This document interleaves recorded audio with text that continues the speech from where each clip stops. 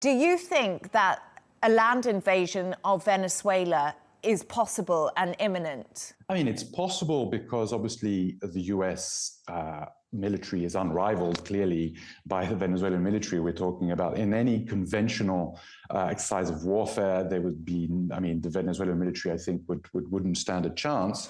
Now, whether this would be strategically sound for the United States to do this, I really think this would be a massive political and military quagmire. I mean, there's of course, the Venezuelan military, but there's also militias. The Chavista, which is the political phenomenon inherited by former President Chavez, it's been weakened in the last few years, but it's still very real and very strong. And it would be the first time in history that the United States invades a South American country. There have been many invasions in history of Central American countries and Caribbean states, but these are much smaller. They're close to the United States. They're considered as a sort of typical backyard. We don't like this term in Latin America, but it is a term that has been used pejoratively.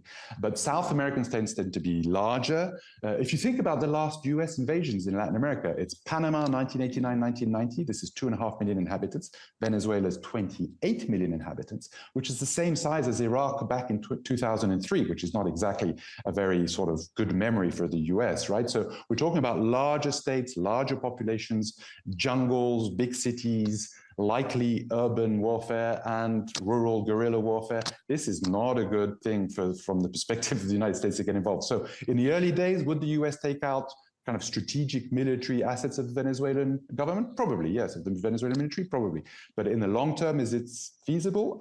I don't think so. And historically, it's never been done. We've never had US troops on the ground, uninvited. We have military bases, but uninvited invasion of the South American landmass and its 12 sovereign states. That's never happened. And I think there's a reason why that's never happened. It's a very big undertaking.